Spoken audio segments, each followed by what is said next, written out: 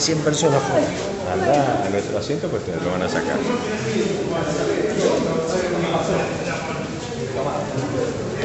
Entran todos. Organizados y en silencio. Gracias.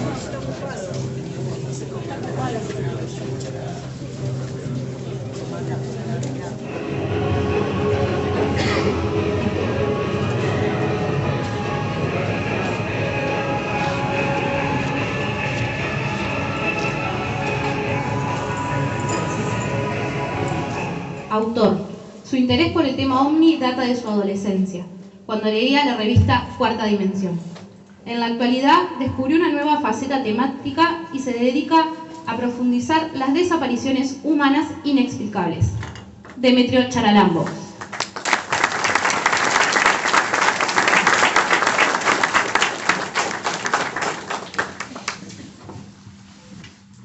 Buenas tardes a todos, gracias por venir.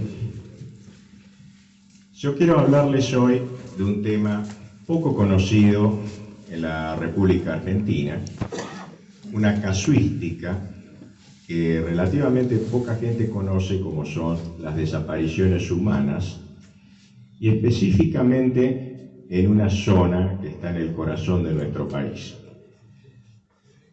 Todos conocemos, o la mayoría de los que estamos acá, conocemos el Cerro Uritorco, algunos personalmente, otros de oídas. Habrán escuchado hablar de este lugar, que es algo así como la meca de la ovniología argentina. En este lugar, allá por los años 80, se produjo el que quizá fue el avistamiento más espectacular de un ovni en la República Argentina, sobre todo porque dejó una huella que permanece hasta el día de hoy en el Cerro del Pajarillo, cerca de los Terrones y muy cerca del Cerro Uritorco. En esa ocasión, una familia compuesta por una abuela, una tía abuela y un nieto avistaron una luz muy fuerte, roja, que se coló por las ventanas de su casa. Se asustaron, cerraron todas las persianas, pero el chico, que en ese momento tenía 12 años, espió por una de las ventanas y pudo ver un aparato volador que se posó en el Cerro del Pajarillo. Al día siguiente, en ese lugar apareció una marca que permanece hasta el día de hoy, de unos 120 por 70 metros, que se conoce como la famosa huella del Cerro del Pajarillo. También en el Cerro Uritorco, en sus cercanías, un contactado llamado Ángel Cristo Acoglanis, allá por la década del 80, empezó a convocar gente para hacer avistamientos y simplemente se ponía en trance, se contactaba con una entidad a la cual él llamaba Saruma y aparecían luces, él las convocaba, aparecían luces un poco juguetonas, a su conjuro. También en algunas ocasiones se llegaba a hacer visible una ciudad etérea, las luces de la que se llamó la ciudad de la llama azul o ERX. Bueno, todas estas situaciones que les comento hicieron que el Cerro Uritorco se convirtiera un poquito en la meca de la ovniología argentina. Pero hoy quiero hablarles de algunas circunstancias totalmente nuevas. No se reduce a esto que acabo de contarles, que la mayoría lo conoce, sino que las experiencias extrañas en el Cerro Uritorco y sus cercanías siguen produciéndose, y hoy tenemos la suerte de contar con una testigo de una de esas experiencias, una persona que vivió una experiencia en el Cerro Uritorco y que es miembro además de la FAO. Quiero darle la bienvenida a Karina Joaquín, miembro de la FAO, y les doy un aplauso para ella.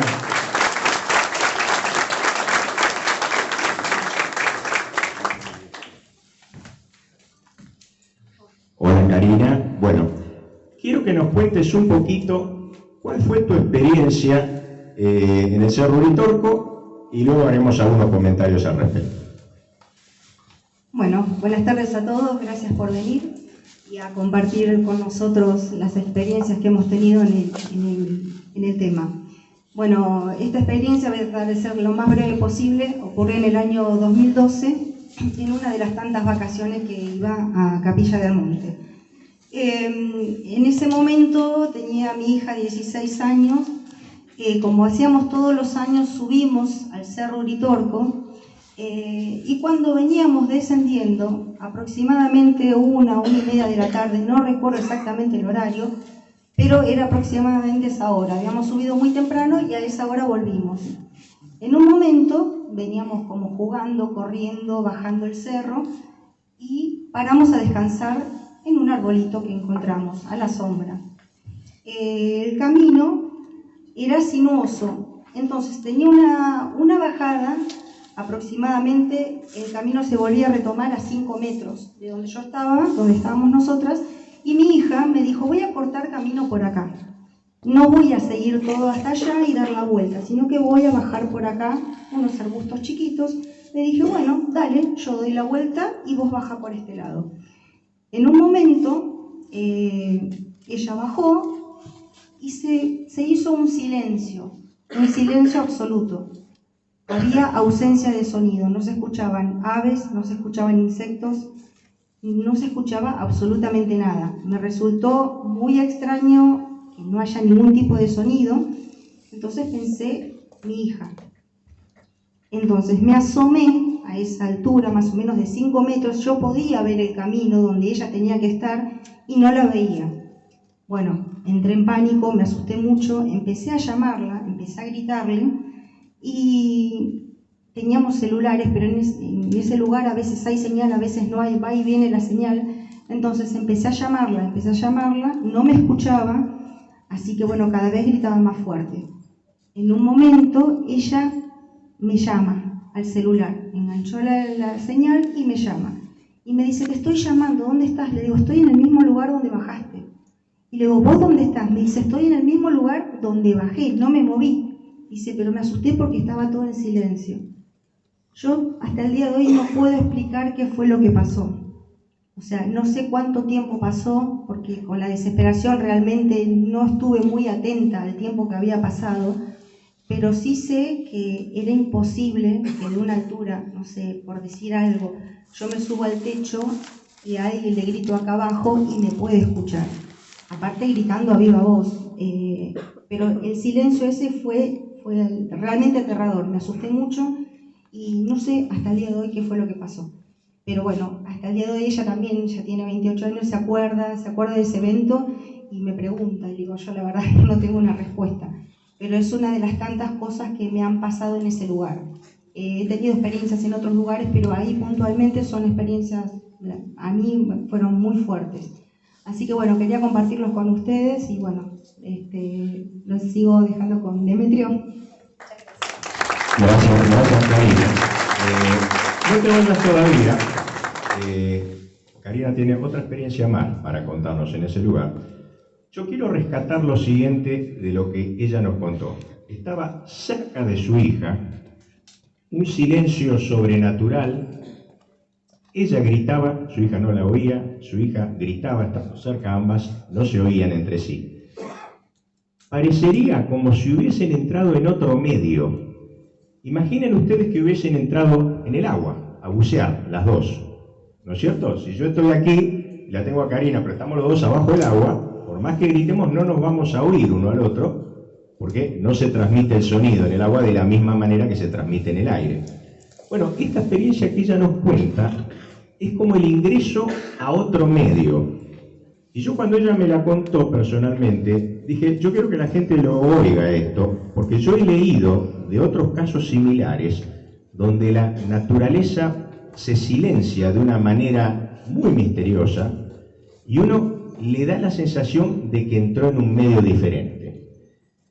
También quiero subrayar algo. Esto ocurrió cuando las dos se separaron, y esto lo vamos a ver en otros casos que vamos a contar ahora, donde el punto de separación entre dos personas es el que marca el comienzo de esta anormalidad o de esta paranormalidad como le queramos llamar. Yo quiero que Karina nos cuente una segunda experiencia que tuvo, muy relacionada con ovnis, y que fue también en el Cerro Uritorco. A ver, Karina, contanos un poquito cómo fue eso. Bueno, esta otra experiencia fue años antes, cuando en ese momento fui con mis hijas que eran más chiquitas todavía, tendrían 10 y 7 años. Y bueno, acampamos en lo que es el Valle de los Espíritus, que le llaman, donde hay un refugio de piedra, donde en esos años se podía acampar. Hoy en día ya no se puede, hay una persona encargada del refugio, pero no se puede acampar libremente como se hacía antes. Bueno, habíamos ido, yo no tenía carpa en ese momento y decidimos ir a acampar. Alquilé una carpa y fuimos. Yo tenía, en ese momento me iba preparada, era la primera vez que iba. Me iba preparada como para ver algo y estar lista. Tenía colgada unos binoculares, una cámara de foto y una cámara de video que me habían prestado. Dije, bueno, si veo algo quiero estar lista para poder registrarlo. Entonces alquilamos la carpa, estábamos a la noche, las estrellas, y en un momento de uno de los picos de las Gemelas, que son los cerros que están ahí al lado del Uritorco, vimos dos bichitos de luz que salían paralelos, iban haciendo un zigzag.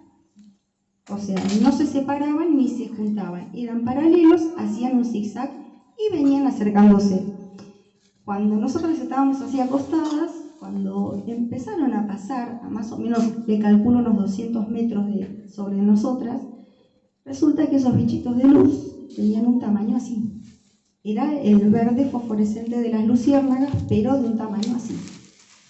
Yo en ese momento no me di cuenta, no atiné a nada con todo lo que tenía colgado encima, no atiné a sacar una foto, no atiné a nada, ni siquiera me percaté del tamaño de esas supuestas luciérnagas.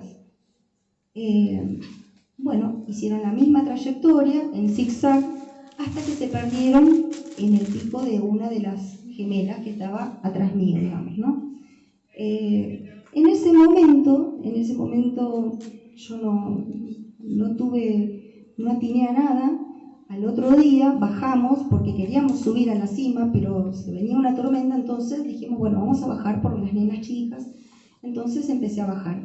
Estando en el hotel, acomodando las cosas de las nenas, le digo a mi hija más grande, le digo, Dai, ¿te diste cuenta que no hay bichitos de luz de este tamaño?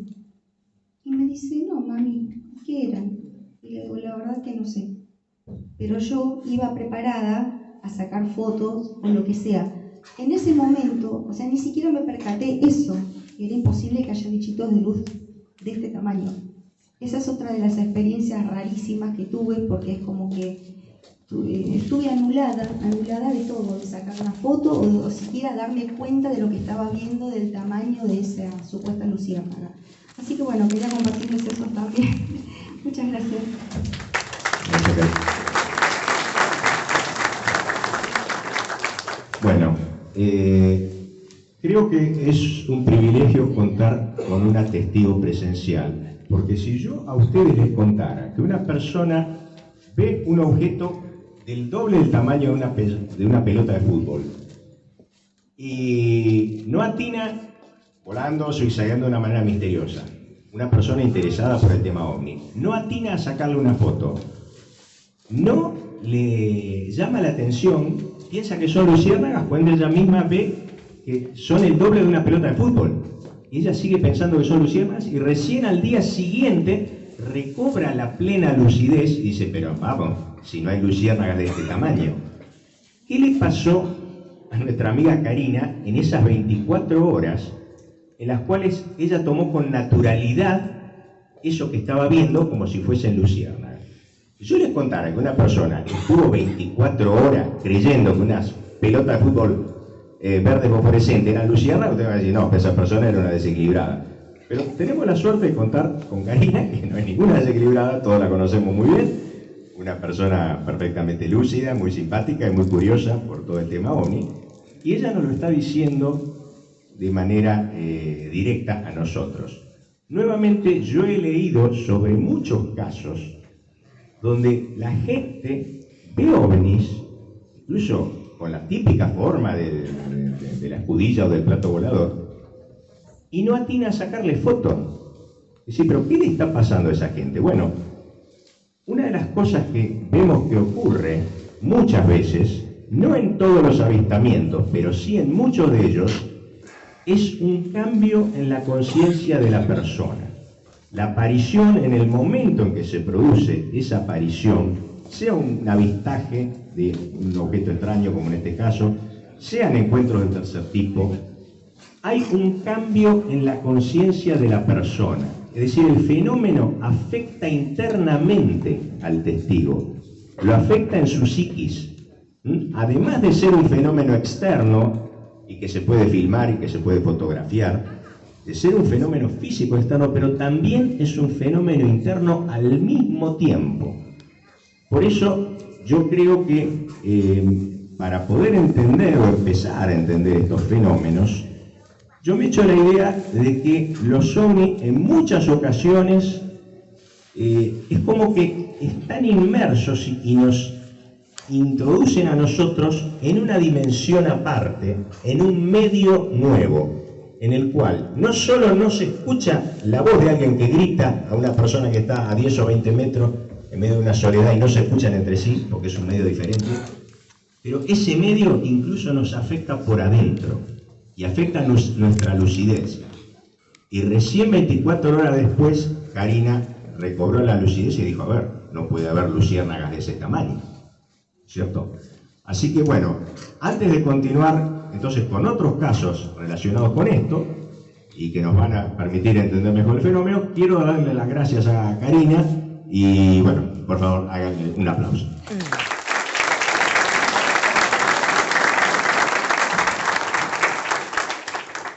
Bueno, voy a seguir ahora con algunos otros casos en el Cerro Uritorco. Uno de ellos ocurrió el 30 de enero de 1990. Ese día, un señor llamado Juan Carlos Barrera, en compañía de un amigo, el ingeniero Badraco, estaban haciendo una escalada en el Cerro Uritorco. Venían bajando luego de hacer cima y se encontraron con un grupo de turistas, posiblemente porteños la mayoría, y se sumaron a ellos y iban haciendo la bajada juntos. En cierto momento, Barrera le dice a su amigo, el ingeniero Badraco, dice, bueno, vos seguís con esta gente y yo voy acá un ratito a sacar una foto, quiero mirar un poquito el paisaje acá, y dale, nos encontramos abajo. Estaban ya cerca de terminar la bajada.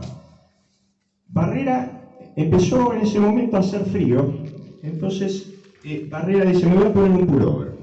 Agarra un pullover que tenía en su mochila, se lo calza, se lo pasa por la cabeza, y cuando pasa la tela del pullover, vuelve a mirar y ya no ve a ninguna de las personas que estaban haciendo la bajada con él.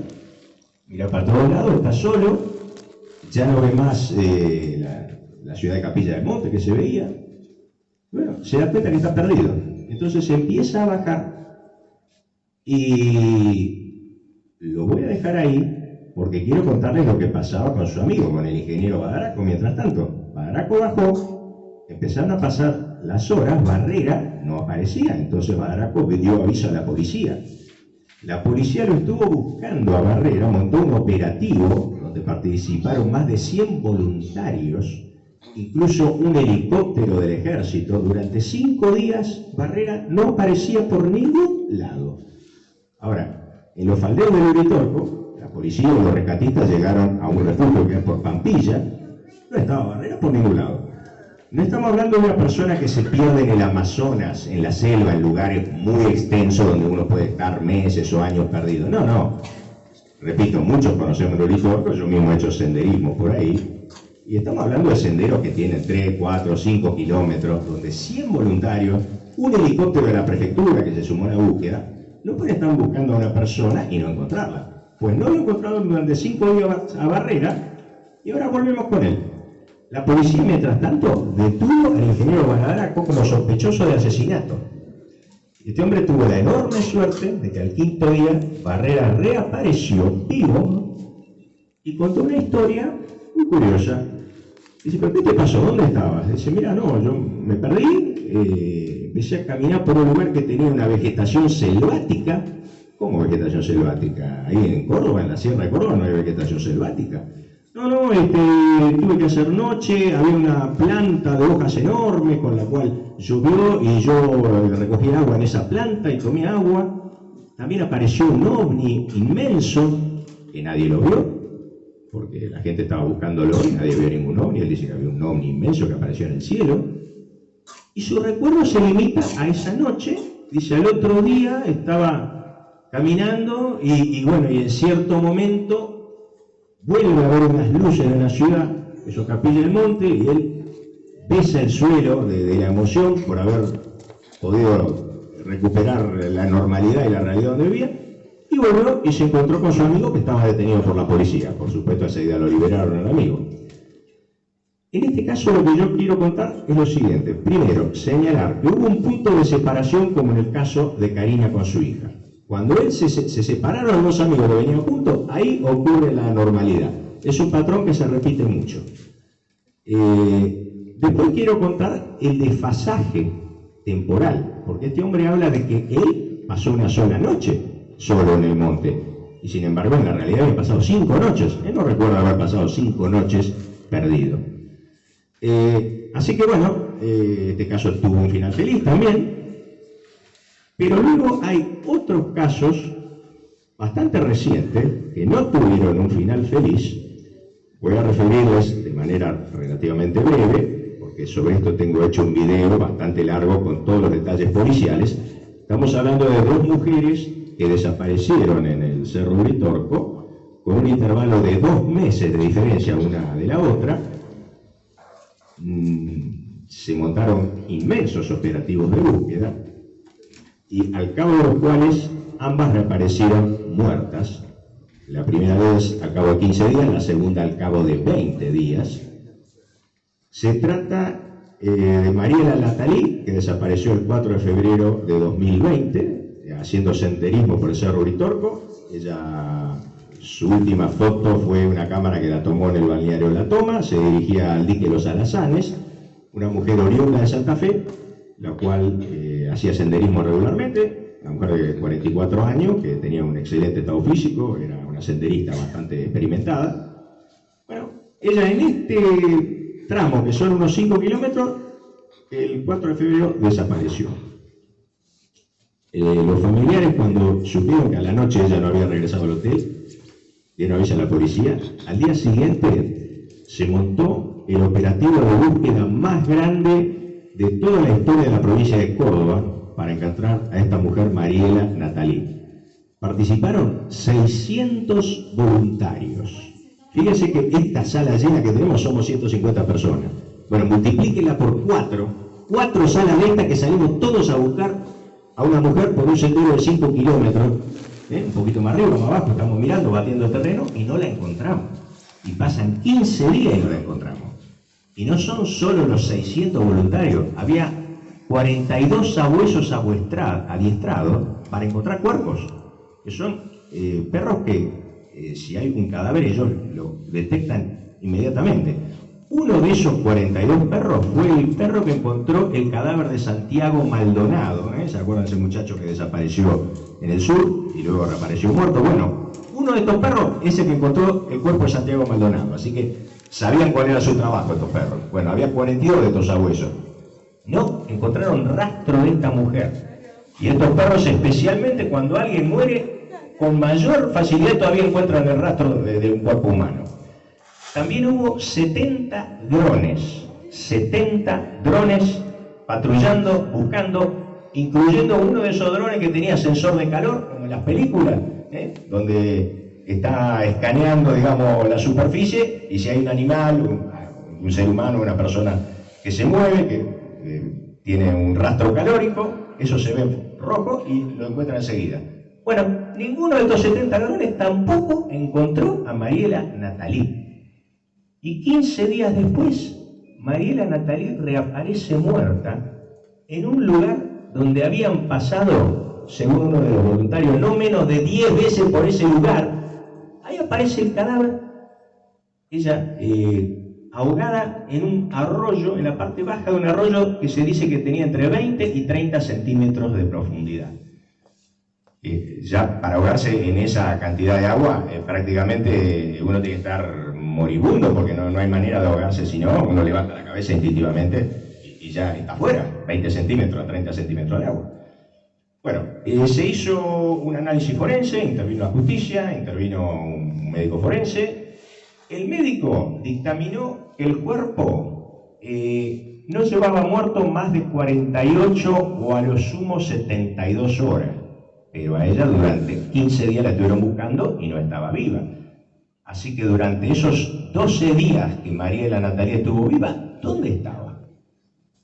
Me hago la misma pregunta que con el caso anterior de Barrera, que lo buscaron 5 días y no estaba en ningún lado, y después reapareció en la misma cuesta donde lo estuvieron buscando. ¿Dónde estaba esa gente?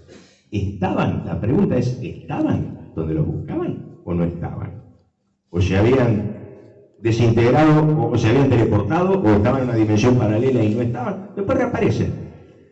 Bueno, este caso nuevamente nos está dando que pensar.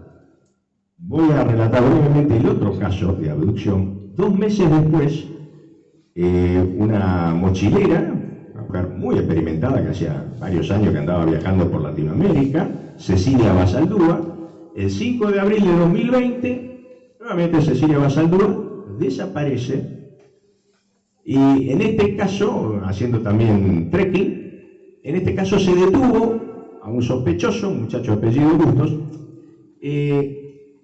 Él tenía una vivienda en donde Cecilia Basaldúa, cuando la agarró, esto fue en plena pandemia, entonces no tenía dónde parar, había cerrado el camping. Entonces ella, un poquito de favor, le pidió a este muchacho que la aloje en su casa. A lo cual este accedió y ella estuvo ahí. Aparentemente, ella dijo, lo que relató este muchacho, ella empezó a tener un brote psicótico. Dijo como que me está persiguiendo para matarme, le dijo a este muchacho, a Bustos. Me está persiguiendo.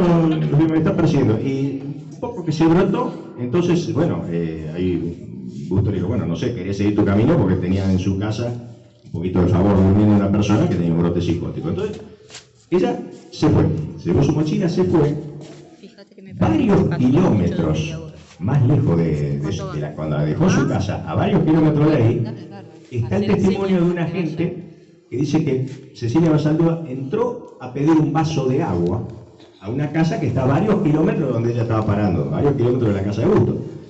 Y ella no dijo que tuviese ningún problema, ni que Bustos la haya atacado, ni nada por el estilo. Estaba haciendo senderismo, dice, se la veía normal, le dieron el agua, ella siguió haciendo senderismo, después desapareció. La policía detuvo a Bustos una vez que pasaron 20 días sin rastro de Cecilia Basaldúa, lo habían detenido. Yo dije, bueno, a ver, leí todo lo que pude sobre este caso, digo, a ver, no puede ser que una persona, si el hombre quiere hacer una agresión del tipo sexual o lo que sea con alguien que tiene en su casa, no va a esperar a que esta persona se vaya a su casa, haga 3-4 kilómetros, vaya a pedir agua en la casa lo más tranquila y después la corra varios kilómetros para ir hasta acá, habiéndola tenido en su casa a su merced. Así que yo ya vi que eso no cuadraba mucho con la acusación. Bueno, el acusado Bustos fue absuelto el año pasado, el 1 de julio de 2022, con fallo unánime de un jurado, donde dijo que él no había tenido nada que ver. Y es más, hasta la familia, los padres de Cecilia Basaldúa, reconocieron que este Bustos no tenía nada que ver y dice, estamos contentos de que se haya hecho justicia y que no se haya apresado a un inocente, porque parece que todo el mundo vio claramente que este era un perejil. Porque la policía a veces, cuando no tiene a nadie, en un caso misterioso, hay una zona gris donde uno no sabe qué pasa, pero fue absuelto unánimemente. Por lo tanto, sigue quedando este caso, como el anterior, como una desaparición misteriosa. Me olvidé decirle que Mariela Natalie, el forense, dijo que no tenía ningún golpe ni rastro de violencia, de ningún tipo, ni moretones, ni marcas de estrangulamiento, nada. Es decir, son 2 personas que han desaparecido de manera misteriosa. Y cuando reaparecen, lo hacen en lugares donde previamente se había buscado. Quiero con esto decirles que muchas veces los humanos no estamos a salvo de lo que parece ser algún tipo de predador invisible que habita ese medio ese medio que está más allá y más acá de nosotros, que yo lo comparo al mar porque no tengo otra comparación más fácil que hacer. Ustedes cuando entran al mar, ¿no es cierto que nuestro peso se modifica? Un niño de pocos años puede levantarnos porque pesamos mucho menos de lo que pesamos en tierra. Hablamos entre nosotros abajo del agua y no se nos escucha, es otro medio. Bueno, este medio, esta otra dimensión que está más allá del espacio-tiempo, que algunos llaman la quinta dimensión, porque hay 3 dimensiones del espacio, más una dimensión cuarta que es el tiempo, según Einstein, todo eso compone la materia, pero cuando nos vamos de esa dimensión, nos volvemos inmateriales, nos desmaterializamos, y pasan estas cosas donde la gente desaparece y reaparece en circunstancias misteriosas. Muy rápidamente voy a contar un último caso para cerrar esta exposición. Tenemos la desaparición de Pablo Benedetto en el año 2013, un hombre que había ido con su familia, estuvo en el Cerro Uritorco haciendo senderismo, con su familia, su mujer y su pequeña hija. Se van a un camping de Marcos Sierra, ahí discute Benedetto con su pareja, y ella se va con la chica y lo deja solo. Nuevamente tenemos un punto de separación. A partir de entonces a Benedetto no se lo vuelve a ver, la familia lo empieza a buscar, Benedetto no está en ningún lado. Y después de buscar bastante, el cuerpo de Benedetto apareció muerto en el año 2021, es decir, 8 años después recién reapareció Benedetto. Y quiero cerrar con algo que encontraron los investigadores cuando lo estaban buscando. Benedetto había estado en un camping en San Marcos Sierra. Él no desapareció en Uritorco, pero sí había estado previamente en Uritorco. Desaparece entre Marcos Sierra, San Marcos Sierra y Capilla del Monte. En el camping de San Marcos Sierra encuentran una nota que había dejado Benedetto.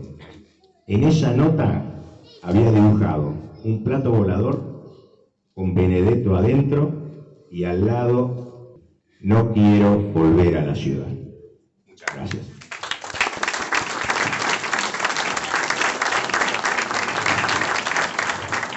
Muchísimas gracias. Acá le vamos a dar el diploma. Bueno, gracias a toda la FAO.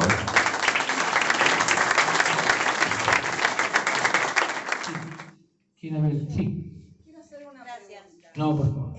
Vos que estuviste con esta señora, tenés amistad de 80 y pico de años, que tuvo esa experiencia tan cercana.